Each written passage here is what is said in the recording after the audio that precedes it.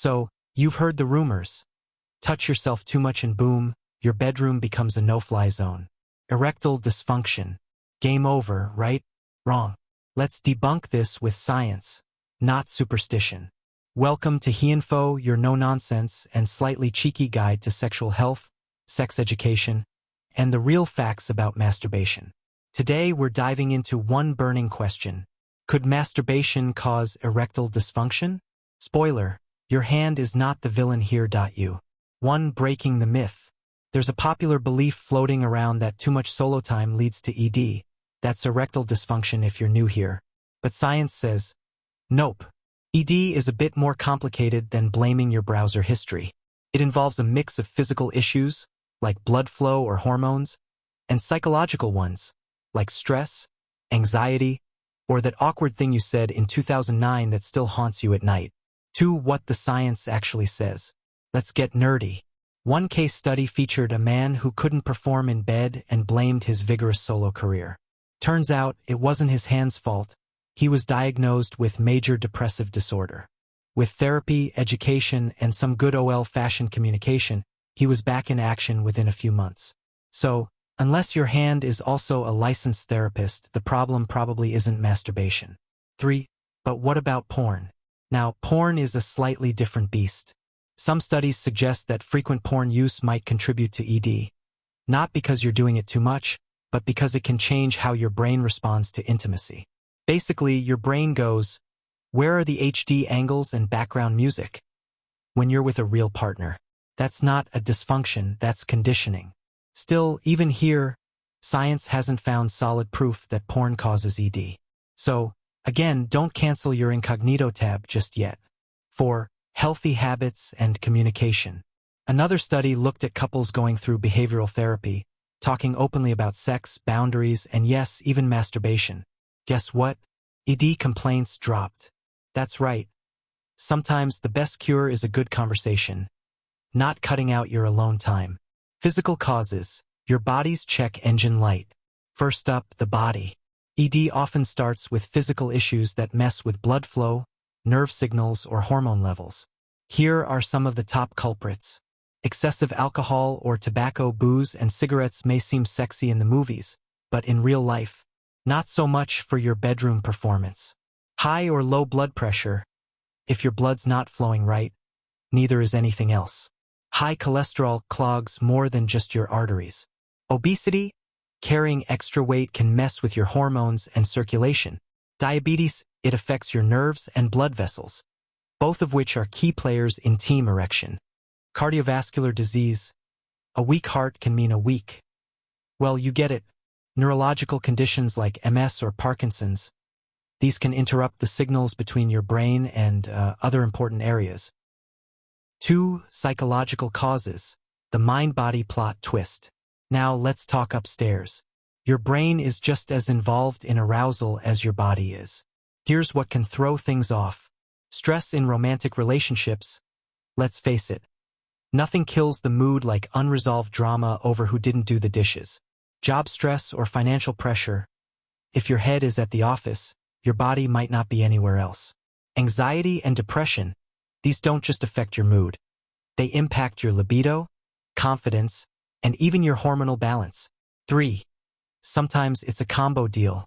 Here's the kicker. ED is often a tag team effort. Maybe it starts with some health issues, then stress piles on, and suddenly it feels like your body's ghosting you. The good news? Identifying the real causes is the first step to turning things around. 1. Masturbation myths. Debunked and demystified. Myth number 1. Masturbation isn't normal. Reality check. Around 90% of men and 80% of women say they've done it. And the other 10%? Probably lying, or just haven't discovered how strong Wi-Fi has become. Myth number 2. It'll make you go blind or grow hair on your hands. If that were true, optometrists and barbers would be billionaires. No evidence supports these claims. They're old-school scare tactics from a time when people also believed the earth was flat. The truth. Masturbation isn't just normal. It can be part of healthy sexual habits. In fact, some studies suggest it may help reduce stress, improve sleep, and even support sexual function. So unless you're skipping work to stay home with your left hand, there's no medical emergency here. 2. Preventing ED, things you can control. While masturbation isn't to blame for erectile dysfunction, your lifestyle might be throwing a wrench in the works. Here are a few ways to keep things functioning smoothly. Exercise 30 minutes a day, not just for your heart, it's great for circulation. And yes, that includes blood flow down there. Avoid tobacco, smoking may make you look cool in black and white movies, but it's terrible for erections. Drink less alcohol, that liquid courage can turn into liquid disappointment. Manage stress, try meditating, walking, yelling into a pillow, whatever helps. Stress is one of the biggest mental blocks to performance. And most importantly, if there's an underlying health issue, like diabetes or high blood pressure, talk to your doctor, get your checkups, take your meds, and stay on top of your health, literally and figuratively. Erectile dysfunction got you feeling down? Don't worry, you're not alone. And no, you don't have to live like a monk or buy sketchy herbal pills from late-night TV. Let's talk about the real treatments for ED, from science-backed meds to high-tech vacuum tubes. Yes, that's a thing. First off, your treatment depends on the cause. The number one physical cause of ED: poor blood flow to the penis. That's right, if your arteries aren't delivering the goods, things just don't rise to the occasion. So, most ED treatments are designed to get that blood pumping. Literally. 2. Medications. The classic option. You've probably heard of these rock stars of the pharmaceutical world: Viagra, sildenafil, Cialis, tadalafil, Levitra, vardenafil. They work by relaxing blood vessels and boosting circulation, kind of like giving your body's plumbing a helpful nudge. But hold your horses. Side effects include headaches, flushing, upset stomach, and an awkwardly timed erection during your morning meeting. Serious interactions can happen if you're on meds for high blood pressure, or if you have kidney or liver disease. Moral of the story: don't just pop a pill because your friend had a few left over. Talk to your doctor unless you enjoy surprise trips to the ER. 3. Penis pumps. Yes, they're real and they work. Okay, time to address the elephant or pump in the room. Penis pumps may sound like a sci-fi joke, but they're a legit treatment. Here's how they work. A plastic tube fits over the penis. Air is pumped out to create a vacuum. This draws blood into the penis, producing an erection. A tension ring helps keep the party going. No magic. No hormones. Just good old-fashioned physics. They're especially helpful if medications aren't safe for you due to other health conditions. So, pills didn't work. Pumps didn't do the trick. You're still not up to speed. Time to talk about the heavy hitters: surgery, injections, and yes, maybe even therapy. 1. Surgery, when you need the big guns.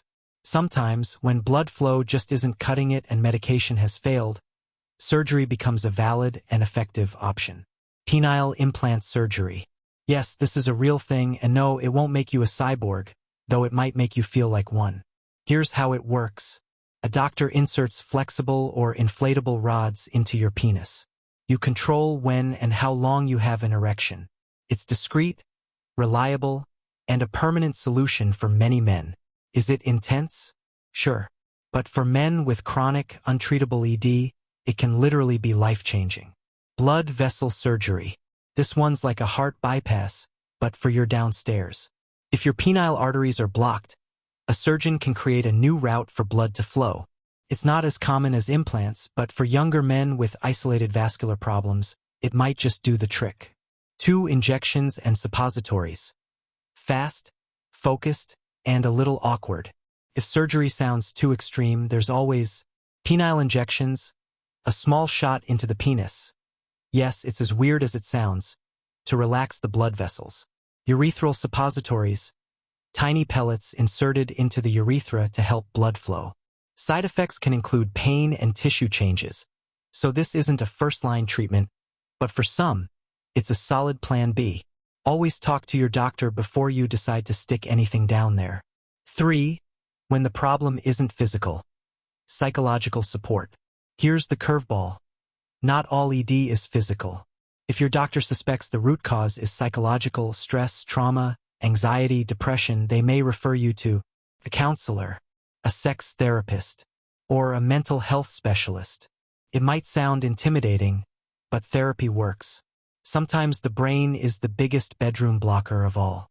Getting emotionally tuned in can lead to more than just better performance. It can change your entire relationship with intimacy. Whether it's implants, injections, bypasses, or a good old-fashioned heart-to-heart with a therapist, there are solutions to erectile dysfunction, custom-tailored to the real cause of the problem. Don't suffer in silence. Don't rely on bro science. And definitely don't take mystery pills from a gas station. For more smart, science-backed, occasionally hilarious takes on sex health, ED solutions, and the myths we all grew up with, hit subscribe to HeInfo.